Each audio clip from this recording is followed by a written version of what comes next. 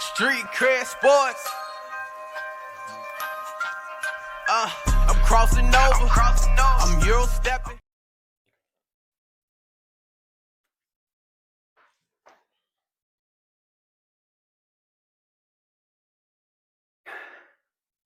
Hello, this is Keenan of Street Cred Sports Training, and welcome to another episode of Time to Ball. This is episode 21. Now, I'm supposed to do this on episode 20. Life got in the way. It was on me. It was because I forgot to bring my stand. So I'm just deciding to do one to see how it goes. All right. Now, as you can see, I'm not tatted up, but I got that gear on. Time to Ball gear. So if you're interested in one of these, send me a response or a comment and see if I can lace y'all up. Okay, so normally we do like breaking news and everything. Still gonna get to that, but I got some very, very sad news. Uh, kind of hit me hard. Well, not kind of. It is hitting me hard in a sense because I had a personal relationship. But there was a passing of Willie Cager over the weekend. Now, for those of you who don't know who Willie Cager is, Willie Cager is one of the UTEP players that played at Texas Western. In 1966, they were able to win the national championship. Well, why is that significant? Because it was the first time in the history of sports or in the history of college basketball that they started 5 black players. Okay. Uh, there was a lot of sentiment back then. There was a lot of really bad stuff I don't want to get into. But he was a pioneer, and they ended up having a movie called Glory Road. So in Glory Road, he was the kid who had the heart condition. All right. So very close. And I'm going to try to do a special segment on him. They're like extended family. He has 2 sons, Kareem Cager and Kenya Cager. And first time I met them, we was still playing ball. Well, my name is Keenan Cage, right? So as long as I've been here, it's always kind of been not a running joke, but it's always been something to where everybody thinks that we're actually related because the name, right? But no, we're only separated on the last name by the letter R. So um, he's meant a lot, and he will continue to mean a lot to the community. That whole uh, Texas Western '66 national team has meant a lot to the community of El Paso.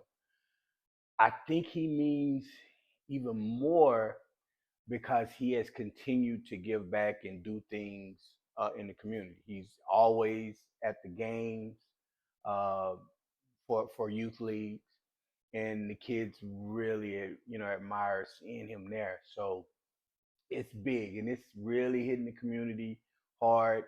Hit me hard. Hitting Kareem and Kenya hard as well. I like little brothers to me. So you know, it's a tough thing. It's really a tough thing. So uh, I would have loved to just start with what I normally start, but I couldn't. I had to give honor him the only way I felt I could honor him. So I'll be looking to do something special, maybe even have Kareem or Kenya on, and we'll just talk because, like I said, it was personal relationship. They were over our house, lots of Thanksgivings. We were over at Kareem's mom's house for Christmas and in the summer, and he was always there. So my my nickname for him was Big Time. Well, I had a lot of nicknames. I can't share all the nicknames I had for him. Some of them would make him laugh like I don't know what, and he had a great laugh. It was very infectious. It just made you want to laugh sometimes. You could be in a bad mood, and then you hear that laugh, and you're like, man, I don't know what I was mad at, but I need to start laughing. I'm in a good mood. So, I'm gonna miss him. I know as everyone else is, and just try to continue to be there for Kareem and Kenya, as they lost Miss Cager back in October. So, it's going to be a hard period for them as well. Okay, so let me, move on. I want to talk about Seth Davis. All right, most of y'all probably know who Seth Davis is. My man Seth Davis. He's a commentator. He's a columnist. I think he does writing and stuff like that. Write books and everything. He's really into the college basketball. My man was having picks during the first week of NCAA. Yo, all of his picks were wrong. I think every single pick that he was really emphasizing was wrong. That team lost. But he was still up there like, yes, and this and that. And it was so funny, like, oh, well, Kansas, Kansas is going to take care of business. Then Kansas loses.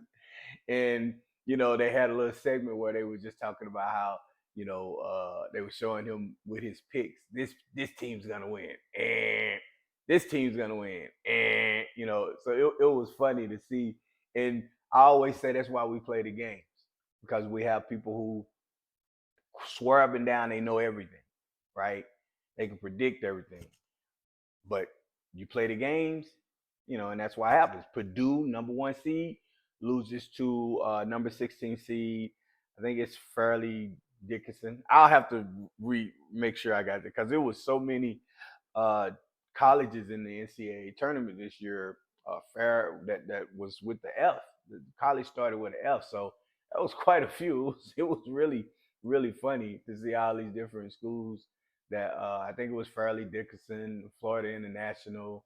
There was a couple other ones. So, but in any case, no, it was funny to see Seth Davis just kind of like, yeah, I picked this team and they're gonna win, and they were wrong. And then like every time they come back, like after the game, it was like the cameraman would like purposely get the camera on set, right? Like to see see what he was gonna say, because he was wrong. And there's nothing wrong with being wrong. All of us are gonna be wrong from here time to time. We're gonna be wrong on picks and stuff like that, and it's fine. Because we're just picking what we think, right? We're not necessarily an expert on it. We're just talking about what we think is gonna happen. But I guess I don't want to say problem. The thing that always bugs me is when you make a wrong pick, but you tend to come across as if, yes, I was wrong, but I'm a leading authority. So it's like, yo, if you wrong, take that shit on the chin, be like, yo, man, I don't know what the hell happened, because that's what I do when I pick a team and they lose. Okay, all right, I got to go back to this. I picked the Saints in football to win. My wife very excited about that. I picked the Saints. I'll never pick the Saints again. I'll never pick the Saints again. Even if they in the Super Bowl and they winning by 40 points and there's 1 minute left in the fourth quarter, I'm not picking the Saints because I went out on the limb and I was perfect. My record was perfect. I had 3 years in a row where I picked the champion. And then they come in and they mess it up. So I'm never picking the Saints. Oh, yo, my wife is not going to like this segment. She's going to be bad. I might have to sleep on the couch after this. But that's all right. I got a warm place set up on the couch. I lay up on the couch when I have an opportunity to and take naps. So it's not going to be any problem with me. So, yeah, all right, baby. Send me to the couch if you want. But I'm never picking the Saints again, okay? But when I picked them and they lost, look, their quarterback issue, I don't know what to say about it. And they had injuries. But at the same time, San Francisco lost 2 quarterbacks, right? They were losing players here and there, and, their system and stuff. They were able to get to the NFC Championship. So for me, or was it championship? Yeah, it was a championship. They lost to the Eagles. So for me, if you lose, you just kind of say it gracefully. I don't think Seth was kind of graceful. I think he was trying to look for a way to switch that. And we're gonna talk about that at some point. How people who are quote unquote experts or analysts, they tend to move the goalposts when it suits them, right? They don't just stick to what they're saying.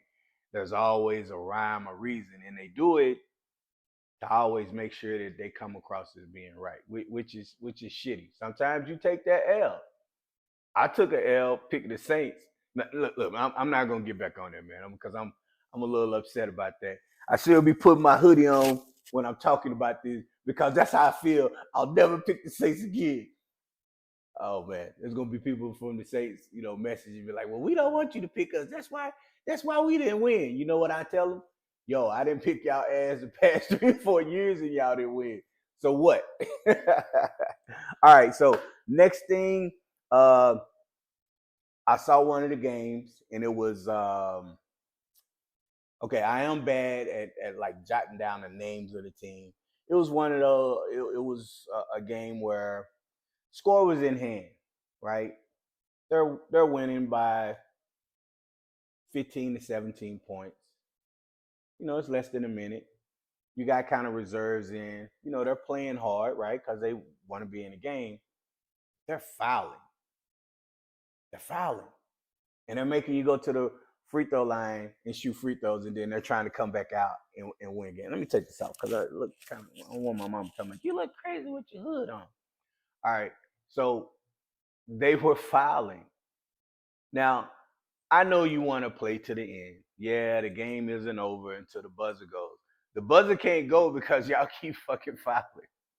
Number one. Number two, there is no 20, no, there is no 14-point play with less than a minute, right? Like it's with the exception of, I guess, now even Tracy McGrady when he brought Houston back when they played San Antonio. One of the craziest things that happened. But in any case, stars were lined up. There's no 12 to 13-point play that you're going to have under a minute to bring you back. Plus, your reserves.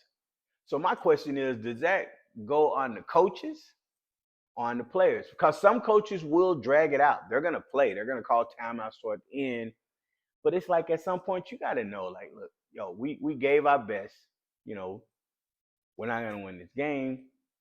Let's go out gracefully, no fouls and stuff like that.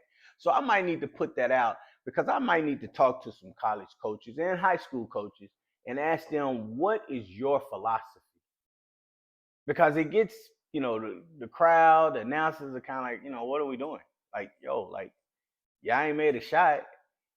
If you make a three and you pull it to, let's say, 9 or 12, then you foul, right? Then you send them to the line.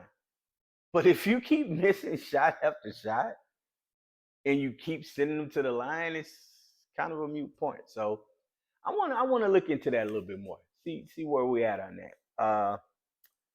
But that's all breaking news. There was some other things, but I had to get to what I had to get to at the beginning. Now, let me talk about my training ideology. All right, so I'm gonna say this, and I don't gotta kind of not figure out how to say it. I'll just say it. As a training company, we deal with a lot of kids that play on various teams. The reason why we decided to make our organization, the reason I decided to make organization a neutral organization. What I mean by neutral is I decided that I wasn't going to have a team. Here's why. I wanted the opportunity to be able to train any and all kids, no matter whose team they are. And I didn't want coaches from those teams to think, well, hey, if you're over there training them and they have their own team, they might try to recruit you. So it's taken a while, but now 90-some% of the high schools, as well as,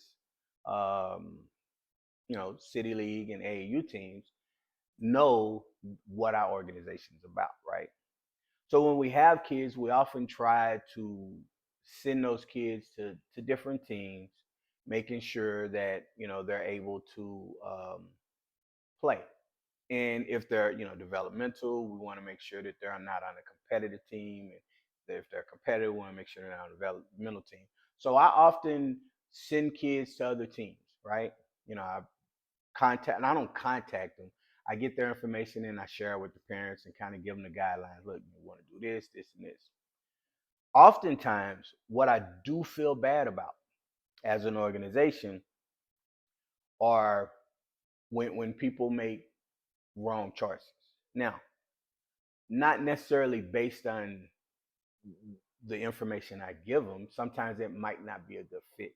What I'm talking about is a kid or a parent choosing a team or an organization, even a training place to train, and they spend time on that place, 6 months to a year. Not for the most part. Okay, on the team side, 6 months to a year, maybe 2 years. But those kids don't get any better. They don't get anything out of it, right?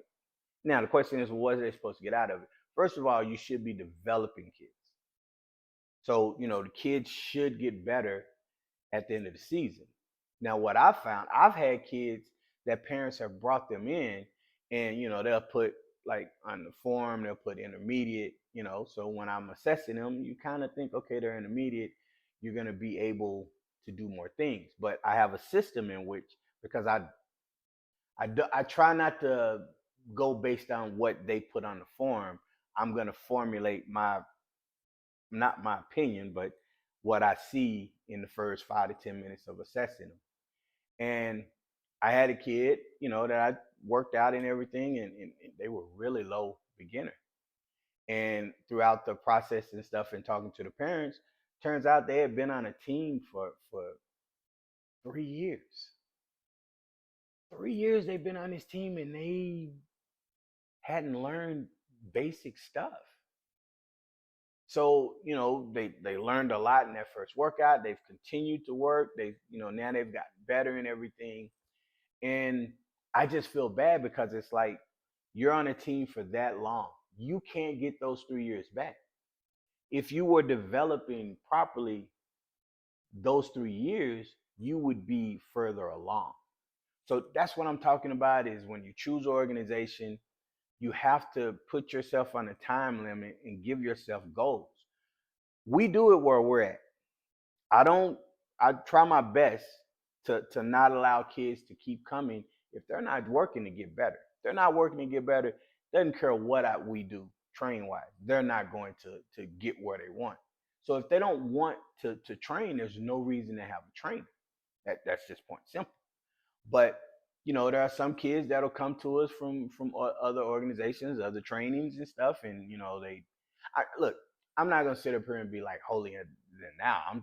I haven't heard it, but I'm sure there's a parent or two here and there that may have not been as happy.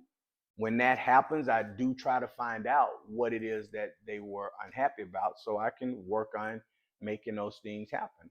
I know there are some kids that leave because it's too far. I even know some that like, look, your price is more than we want to pay. I get that they want to come and stuff. I respect that. So wherever you go to whatever organization it is, I'm never mad at it, right? But the thing that I do know is everything I've been doing from beginning till now has been to put the city, our kids, in the best position to have all the relevant information and know this is what you need to do if you're trying to do A, B, and C. These are the organizations you need to look at when it comes to A, B, and C, right? So that's what I try to do. Well, now I'm gonna try. That's what I do. That's what I do. And there are some organizations that, and I'm not just like saying like specifically like El Paso. This happens everywhere. Because as I'm talking to other people, and they're like, yeah, man, this team over here, man, they just taking their money. That's all they doing. They get all these kids on the team. Some of these kids don't play. Some of them are good enough. So I really feel bad when it happens, especially when you're around high school.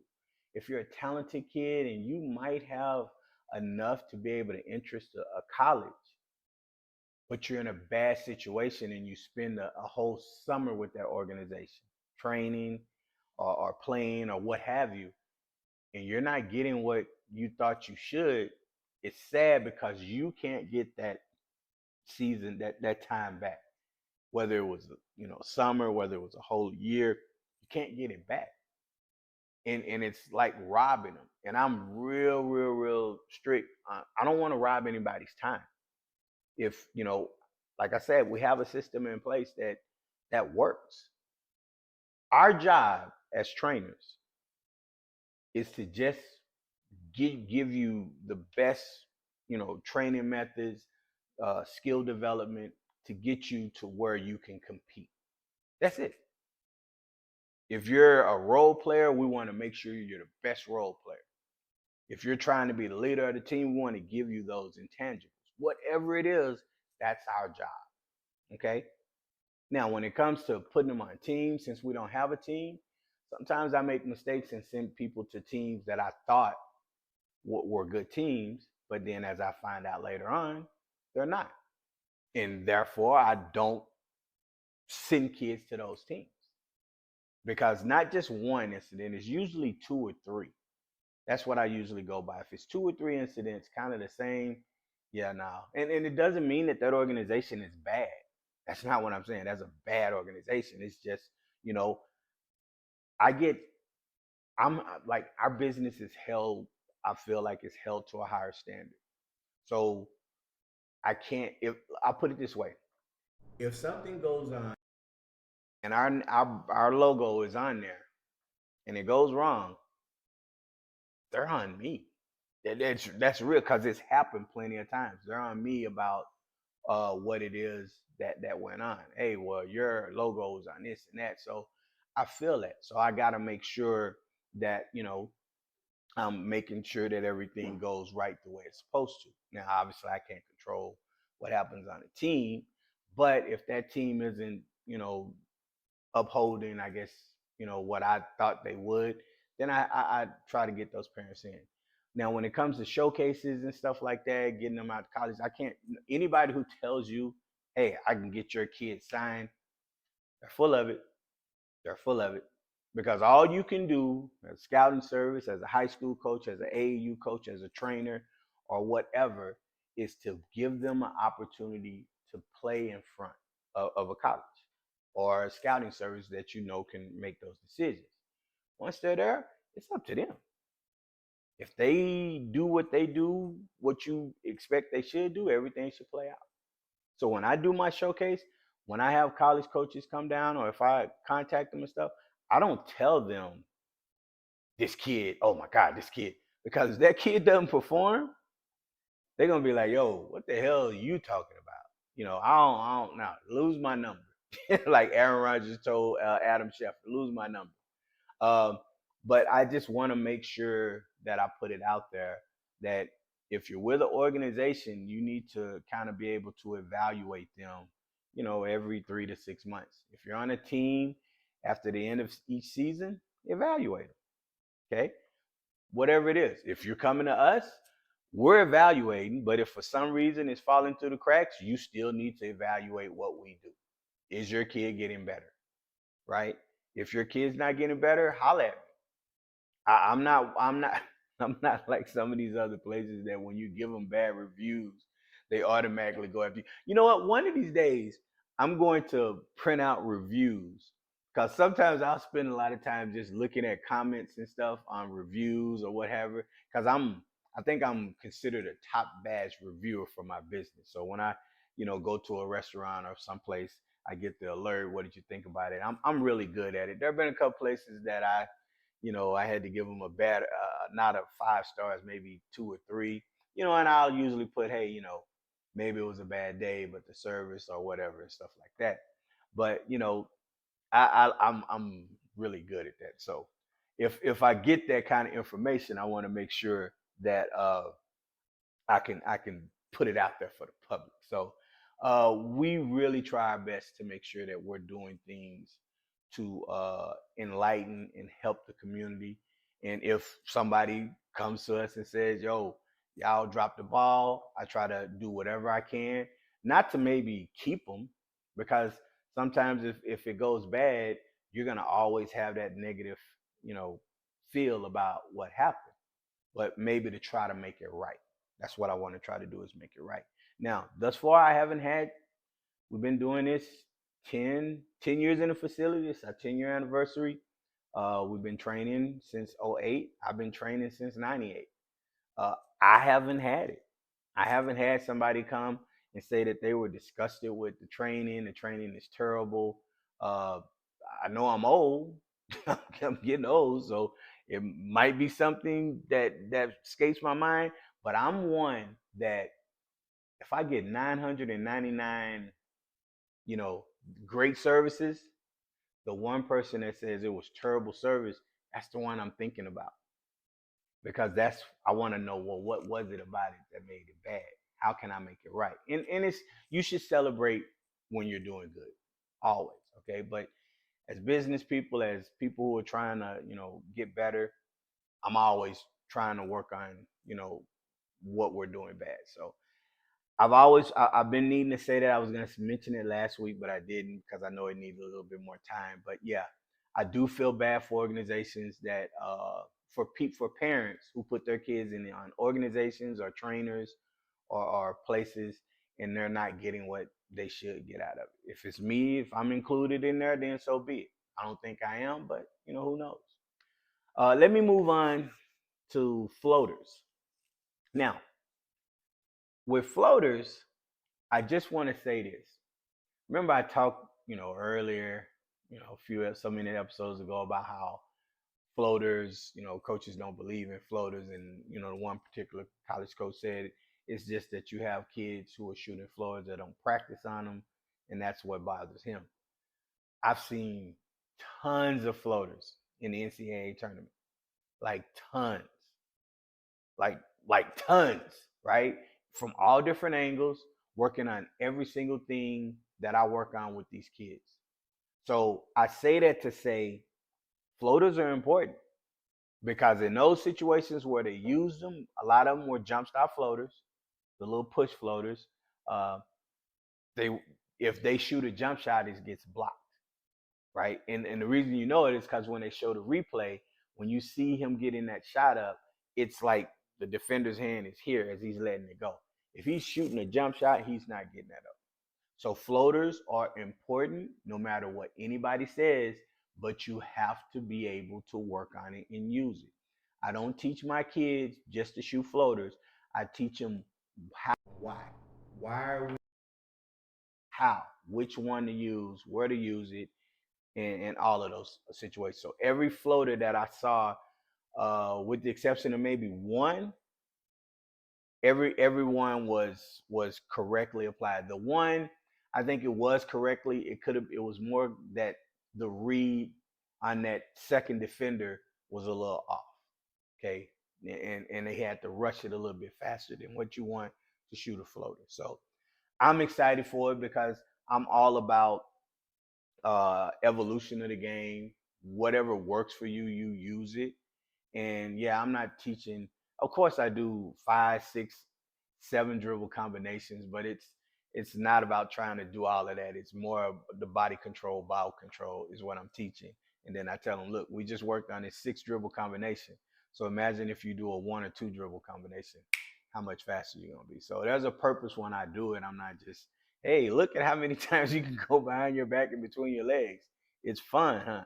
No, I'm doing it for a purpose. So with all that being said, I'm going to end today. I just want to see how this worked out. This could be the first and last episode that I do on video. I can start getting them comments. Man, we like your show better when your ass wasn't on video. If that's the case, so be it. You're not hurting my feelings, man. I'm happily married, and as long as my wife say I'm Denzel Washington and Harold Belafonte, then that's all that matters to me. So bonus content for my Patreon people. We're gonna be talking about social media trolls. Yeah, we know about them, right? Social media trolls. We're gonna talk about fake hustle. What is fake hustle? And then I'm gonna tell you about my experiences because we're around March. We're getting close to tornado. Well, we are practically in tornado season in parts of the country. So I got a couple of stories about tornadoes growing up, and hopefully you'll join me on my Patreon. So I'm gonna end it like I always end it. If it was easy, everyone would be doing it. I'm out. Street Cred Sports, say it with your chest. Yeah. Go get it from the net. Street Cred Sports, okay, that's a bet.